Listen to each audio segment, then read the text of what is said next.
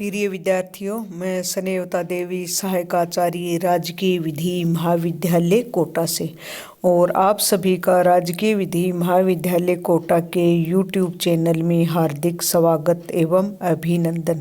और मैं आशा करती हूँ कि आप अपने घर पर स्वस्थ होंगे, सुरक्षित होंगे और आपका परिवार भी स्वस्थ होगा, सुरक्षित होगा। इन्हीं शुभकामनाओं के साथ मुस्लिम विधि में शुरू करते हैं आज का टॉपिक।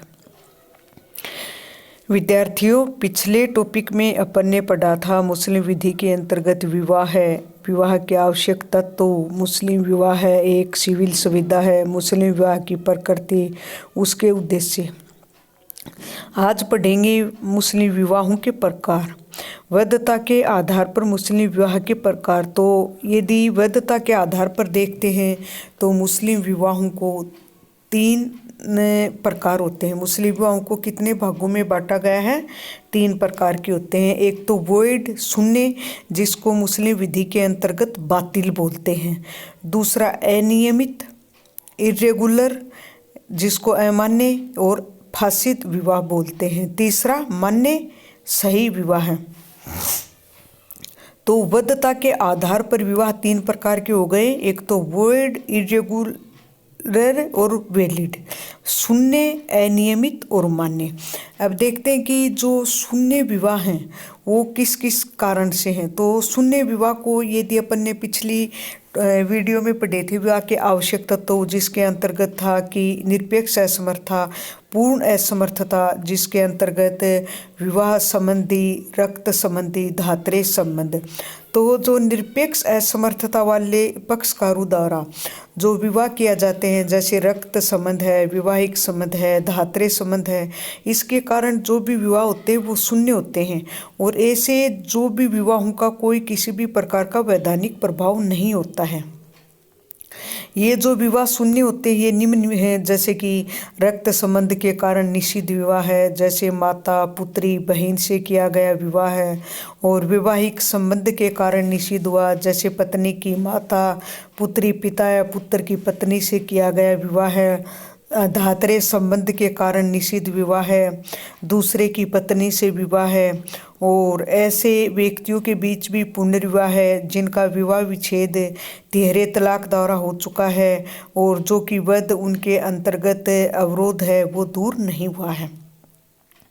ये जो आधार हैं, ये आधार शिया और सुन्नी दोनों विधियों के अंतर्गत शून्य होते हैं। जो ये आधार बताए ना शून्य और बातिल विवाह के, ये शिया और सुन्नी दोनों विवाह के अंतर्गत ही शून्य होते हैं, न कि एक के अंतर्गत। दूसरा है अनियमित, तो इरेगुलर, इसको अमान्य या फासिद विवाह भी कहते हैं। तो अनियमित जो विवाह हैं वो सुन्नी विधि के अंतर्गत बात करें अपन, तो निम्नलिखित जो विवाह हैं ये अनियमित माने जाते हैं। जैसे कि बिना साक्षियों से किए गए विवाह है। जैसे कि पहले अपन ने पढ़ा था, जब विवाह होता है तो सुन्नी विधि के अंतर्गत विवाह के समय और साक्षियों का होना अनिवार्य है।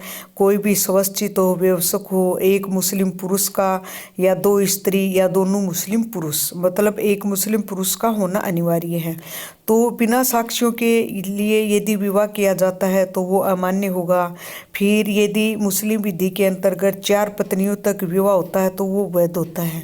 और यदि 4 पत्नियों से विवाहित व्यक्ति यदि कोई 5वीं पत्नी से विवाह करवाता है, और यदि तलाकशुदा या विधवा स्त्री से इद्दत की अवधि पूरी होने से पहले विवाह है, जो कि पहले आपको बताया था कि इद्दत क्या होती है, एक प्रतीक्षा की अवधि होती है। उस अवधि के अंतर्गत विवाह विच्छेद या तलाक या मृत्यु होने पर कोई भी मुस्लिम स्त्री दूसरा विवाह नहीं करवा सकती। उसको उससे पहले वो इद्दत की अवधि का पालन करना अनिवार्य है। ठीक है। फिर है कि यदि मूर्ति पूजक, कोई अग्नि पूजक धर्म को मानने वाले स्त्री से यदि कोई विवाह कराता है, या कोई अन्य अनधिकृत व्यक्ति द्वारा विवाह है, या अवैध संयोग के कारण निषिद्ध कोई विवाह है। फिर यदि शिया विधि की बात करें तो शिया विधि के अनुसार विवाह या तो मान्य होता है या शून्य होता है। तो शिया विधि के अंतर्गत अमान्य या अनियमित विवाह को मान्यता प्राप्त नहीं है, ये यहाँ ध्यान रखना जरूरी है। रही यदि इसकी साक्ष्य की बात, गवाह साक्षी की बात, तो सिया विधि के अंतर्गत बिना किसी साक्षी के किया गया विवाह पूर्णतः मान्य विवाह होता है। अब तीसरा है मान्य विवाह है या वैलिड विवाह, जो भी है सही है, मान्य है। तो इसकी यदि बात करते हैं, कोई भी विवाह है जो न तो शून्य है और न अमान्य है वह मान्य है। जैसे कि दूसरे शब्दों में विवाह है जो सभी विधिक तत्वों के अनुरूप होगा वह विवाह वैध कहा जाएगा। विवाह को ये अपन ने पिछले पढ़ा था कि विवाह के आवश्यक तत्व क्या क्या हैं, तो इसके अंतर्गत कौन कौन से हैं देखते हैं। चलो, जैसे कि एक पक्षकार द्वारा तो प्रस्ताव होगा और दूसरे पक्षकार द्वारा स्वीकृति। तो प्रस्ताव को तो कहा जाता है इज्जब, जो कि एक पक्षकार रखेगा और दूसरा पक्षकार कबूल, उसको स्वीकृति देगा। फिर क्या है, जो भी पक्ष का स्वीकृति और प्रस्ताव है ये कैसे होने चाहिए, एक बैठक में होने चाहिए, दोनों पक्षकारों की उपस्थिति में होनी चाहिए। यदि एक पक्षकार ने अपना प्रस्ताव रखा और यदि स्वीकृति देने से पहले वो बीच में उठ गया तो वहाँ वो वैध स्वीकृति नहीं मानी जाएगी। फिर क्या, दोनों पक्षकारों की जो भी सहमति है वो स्वतंत्र होनी चाहिए, है बिना किसी दबाव के, कपट के, छल के भी नहीं होनी चाहिए। बिल्कुल वो पूर्ण रूप से स्वतंत्र हों और वो इस चीज़ को बिल्कुल माइंडली समझते हों। फिर क्या है, प्रस्ताव और जो स्वीकृति है वो एक ही बैठक में और व्यवसक और स्वचित साक्षियों की जो भी संख्या आवश्यक है उनकी उपस्थिति में होना चाहिए। तो साक्षियों की उपस्थिति कम से कम 2 मुस्लिम पुरुष जो कि स्वचित और व्यवसक हो, या यदि 2 मुस्लिम स्त्री हैं तो एक व्यवसक पुरुष का होना अनिवार्य है। फिर क्या है, जो भी दोनों पक्षकार हैं दोनों पक्ष विवाह करने के लिए समर्थ होने चाहिए, मतलब स्वचित होने चाहिए, व्यवस्क होने चाहिए और स्वतंत्र सहमति देने में भी वो सक्षम होने चाहिए। वो समझ रहे हों कि भाई हम जो सहमति दे रहे हैं ये स्वतंत्र है, वो सहमति किसी भी प्रकार के दबाव से, कपट में नहीं होनी चाहिए। यदि वे अव्यवस्क हैं या पागल हैं तो सहमति उनके अभिभावक को द्वारा दी गई हो। मान लो अव्यवस्क की भी शादी तो हो सकती है, लेकिन सहमति कौन देगा, उनके अभिभावक देंगे, जो कि 15 वर्ष से जिसकी आयु कम है 7 वर्ष से अधिक और 15 वर्ष से कम है। क्योंकि मुस्लिम विधि के अंतर्गत जो विवाह की आयु है और व्यवस्कता की आयु विवाह के लिए 15 वर्ष मानी गई है। और यदि 15 वर्ष से कम है तो उसके अभिभावक द्वारा अनुमति दी जाएगी, परंतु यदि 7 वर्ष से कम है तो अनुमति अभिभावक दो या न दो वह पूर्णतः शून्य ही माना जाएगा।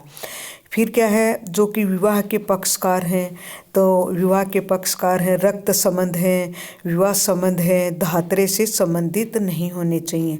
ये अपन ने पढ़े थे कि विवाह के आवश्यक तत्वपूर्ण निरपेक्ष असमर्थता, क्योंकि इसके अंतर्गत जो भी विवाह होते हैं वो बिल्कुल शून्य माने जाते हैं। जैसे रक्त संबंध है, इसको कराबत कहते हैं, विवाह संबंध है, इसको मुसारत कहते हैं, धातरे संबंध जैसे कि किसी बच्चे ने जो उसकी आयु यदि 2 वर्ष से कम है और उसने अपनी माँ के अलावा किसी अन्य का दूध पिया है तो उन दोनों के बीच जो संबंध है वो धातरे संबंध स्थापित हो जाता है।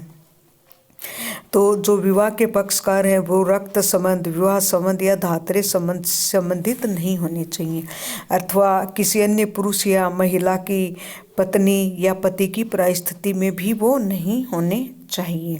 ये जो बताए गए हैं ये हैं, आपके एग्जाम में भी ये क्वेश्चन पूछा जाता है कि वैधता के आधार पर विवाह के कितने प्रकार हैं और ये मतलब इनकी क्या क्या है। तो विवाह है 3 प्रकार के हैं, जैसे वॉइड है, इसको बातिल भी कहते हैं, अनियमित इरेगुलर, इसको फासिद विवाह कहते हैं, और मान्य सही वैलिड विवाह कहते हैं। तो कौन कौन सी कंडीशन में यदि विवाह करते हैं तो वो शून्य होगा, किस कंडीशन में इरेगुलर अनियमित होगा और किस कंडीशन में वो मान्य और वैलिड विवाह होगा। और मैं आशा करती हूँ कि आपके ये टॉपिक समझ में आया होगा और आपको इन्हीं शुभकामनाओं के साथ आप सभी को धन्यवाद।